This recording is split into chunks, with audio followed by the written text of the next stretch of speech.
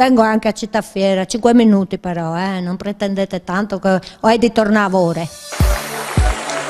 Pronto? Ehi là. Pronto, mi senti tu? La giornata internazionale degli infermieri. Gli infermieri sempre forse così seri, concentrati nel loro lavoro, possiamo farli ridere? Ma certo, dobbiamo farli ridere perché sono persone che prendono su di sé tanta sofferenza e che se la portano a casa, penso tante volte. Allora è meglio alleggerirli un po'. Per quello che riesco a fare, io farò il mio meglio.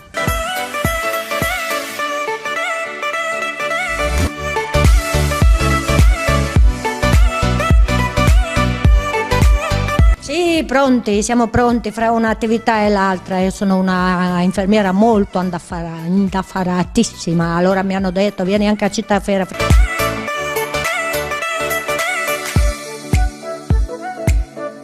Catine, veniamo da te, insomma, continua le tue esibizioni, ovviamente i tuoi spettacoli sono tanti e super richiesti. Qual è il piccolo segreto o grande di Catine?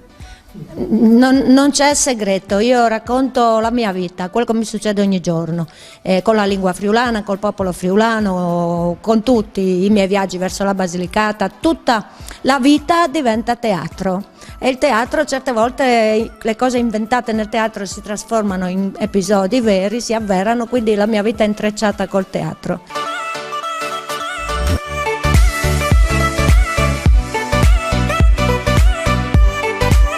Tantissimi ti conoscono, come è cambiata, se è cambiata la tua vita e con quale qualità?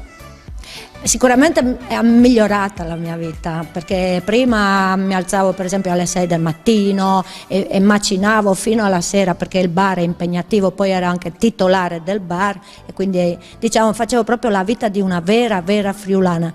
Invece adesso faccio un po' la vita della triestina, no? Mi alzo più tardi, faccio 2 ciaccole e vado avanti la giornata. È sicuramente una vita più bella. Poi far ridere, portare gioia alle persone, cosa c'è di più bello?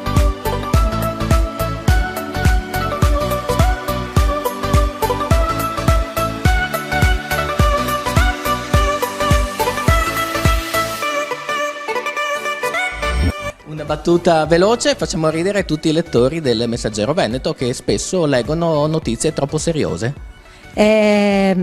Forlans, coraggio, tigninsi dur, je fasin, sa tu, mandi.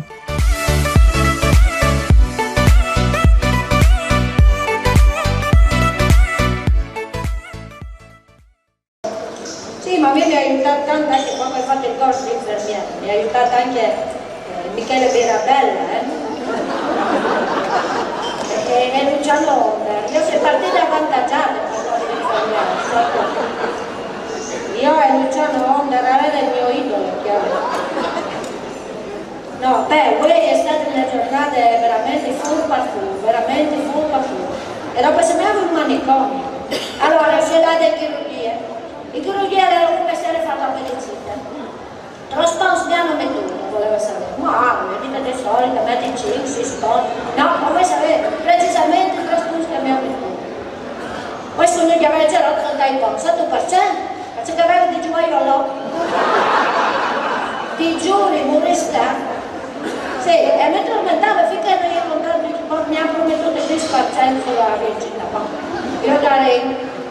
Dopo diventava una in chirurgia, per medicare uno aveva avuto un infarto, in cardiologia, scusa. Insomma, qui è disponibile lavanda. Allora uno aveva avuto un infarto. Prima di là in pensione ho avuto un infarto, classico proprio. Ho lo hanno tirato per chiavere, gli ho messo stella, il pasto, tutto che diventava. Allora sarà da lui, allora è tornato in casa, a volte bene, ma la laveletta mai. Ha detto, ma scusa, Pieri si chiamava, oggi vedo consolare, ma tu sei svisto, tu sei scornuto. Frutta mi ha detto, come hai finito di lavorare? Ha detto, Furlanda l'ostia, tu capisci? Allora è preoccupato che non poteva lavorare più. Ha detto, ma scusa, tu hai quasi finito, sei quasi in pensione, ce ti frega. Proprio come ti metti a questa chiesa. E poi Dolores, ma con tutte le storie scodine ai pazienti non si in grado di dare una cura per mal dal modo? no, chiaro, veramente. E dopo mi ha chiamato in radiologia, allora comunque aveva di fare lei quando mi ha dato il liquido di contrasto, aveva le tacce in mano, che aveva bevuto questo liquido di contrasto, allora l'ha rientrato con la taccia vuota in mano e col chiasso pleata, allora gli ha detto, Matteo, sulla testa, perché lei ha messo la taccia sul piano.